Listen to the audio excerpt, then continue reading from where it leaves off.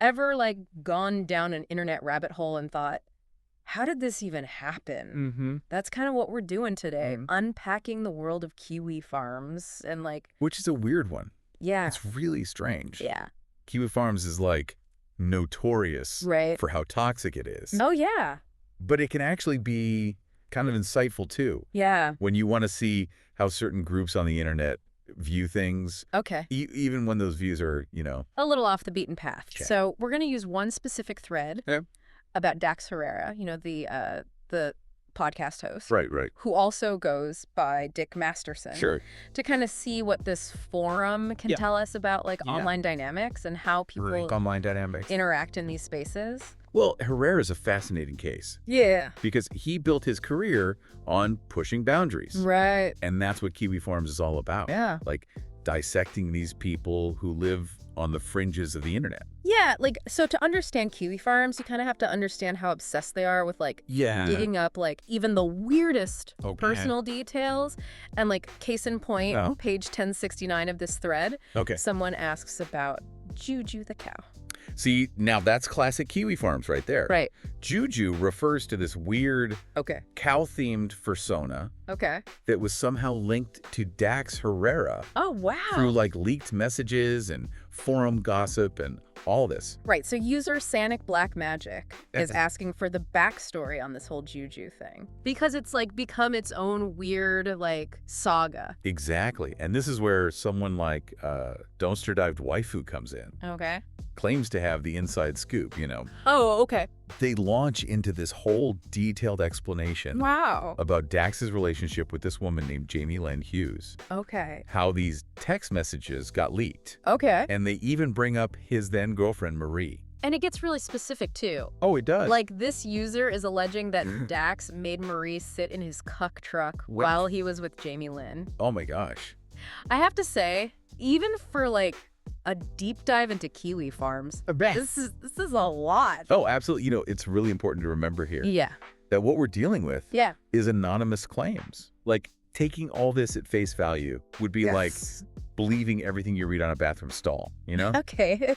You can't just assume it's all true. But even if we're skeptical of the specifics, the way this user is constructing their, like, narrative, it's really revealing. Absolutely. We're using all these, like, shocking allegations to paint Dax as, like, manipulative and exploitative. Which gets to a larger point about Kiwi Farms in general. Okay. It's not just about gossiping, you know? It's about crafting these narratives. Often through outrage and disgust, and it's all very intentional. And even the language they use to do that. I know. It's like... it's wild. They're speaking a different language. It's aggressive. It's offensive. They use slurs casually. Like, it's nothing. Yeah. It's all about signaling to each other that they're part of this in-group. Right. That rejects all the mainstream sensitivities. Yeah, so even if, like, someone stumbled upon this forum accidentally... that language is like a barrier. 100%. It's like, this is not for you. This is not for you. Yeah. Like, we don't want you here. Exactly. It's a way of, like, policing the boundaries of the community, you know, making it clear who's in and who's out. Right. Which might make you think that, like, everyone on Kiwi Farms thinks the same way. You would think so, right? Yeah. But then you get to the Eric July discussion. Okay. Things get a little more interesting. Okay.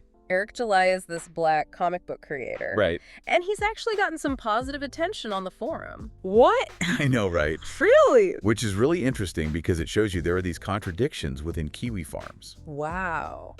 Like, it's not so black and white, you know? Huh.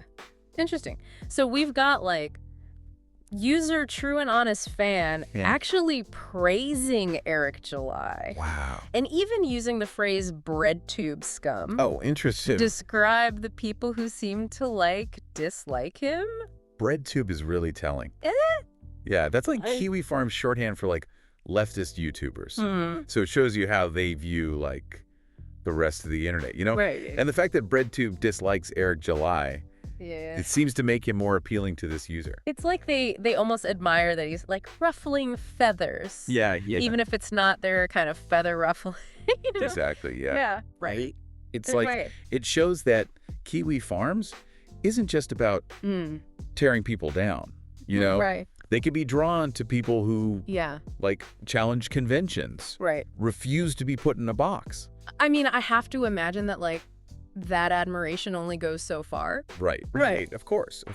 Given, like, the forum's reputation and everything. You're right to be cautious. Yeah. While there's, like, this thread of, appreciation for Eric July. Right. You have to remember the context. Yeah. This is still Kiwi Farms. Yeah. A place where, like, extreme views can often find a home. Oh, yeah. And, like, case in point. What do you mean? We have User Anonymous jumping into this Eric July discussion. Using some really inflammatory language and, like, specifically targeting white leftists. Right. And this is a good reminder that even when you see something kind of unexpected, like this appreciation for Eric July, you can't lose sight of the bigger picture, Right. Kiwi Farms is still a space where harmful ideologies can flourish. Often expressed through that, like, aggressive, dehumanizing language that we were talking about. All right. So it's like looking at a tapestry, right? Like, up close, you might see this, like, little detail that kind of surprises you. Sure. But you have to step back to see how it fits in with, like, the larger, often kind of troubling pattern. Exactly. Yeah. It's about understanding those nuances without, like, losing sight of the whole thing.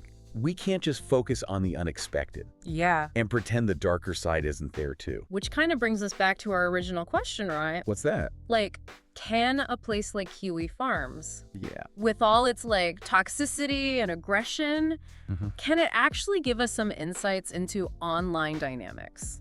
I think cautiously, Okay. But you need a highly critical eye. Right. You can't just, like, take anything at face value. You know what I mean? Right. You got to be constantly questioning, analyzing, putting things into context. So it's not just observing. Right. It's like dissecting, Yes, exactly. Like a digital autopsy almost. A digital autopsy. I love that. Right. Yeah, and that's what's so fascinating, right? Yeah. Because it goes beyond just the content, you know? It's about, like, the motivation behind it. The power dynamics, the ways that these spaces warp how we see the world. Which is a lot of work. Just to try and wrap your head around one corner of the internet. It really is, and I think that kind of highlights why being, like, media literate is so important, especially now. Right. We can't just, like, passively consume information online. Right. Especially in these, like, niche communities. Yeah. So then for someone who's, like, never even heard of Kiwi Farms.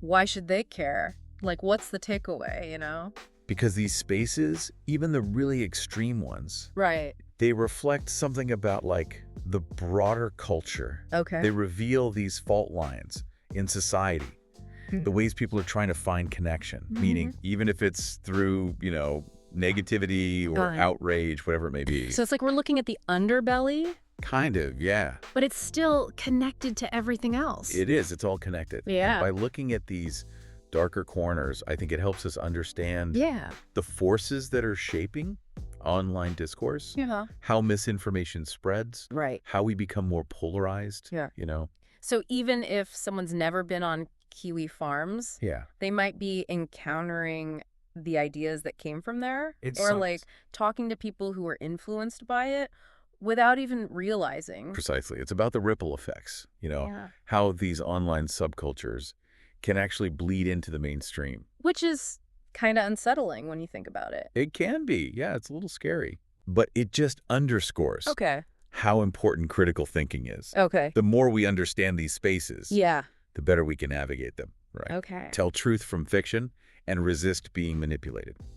So as we, like, close the book on this little deep dive into Kiwi Farms. Right. What's, like, the one thing you hope people listening take away from it? That the internet is a mirror. Ooh. It reflects all of us, Our complexities, contradictions, good, bad, everything. Right. And I think by studying that reflection, even the ugly parts, we can learn a lot about ourselves and the world around us, It's like a reminder that what's that? There's always more to the story than what you see on the surface. 100%. And that, sometimes, you find the most unexpected things in the darkest corners. It's true. Right. Absolutely. And that the journey of trying to understand all this, it never ends, Right. You got to keep asking questions, challenging what you think you know, and engaging with the world, online or off, with a critical eye, always. Well said.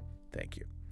So we'll leave you all with that. Yeah. to ponder Dax Herrera. Juju the Cow. Juju the Cow. The weirdness of the internet. All of it. All of it. It never ends. Keep exploring, keep questioning. Yes. And keep diving deep. We'll see you next time. See you later.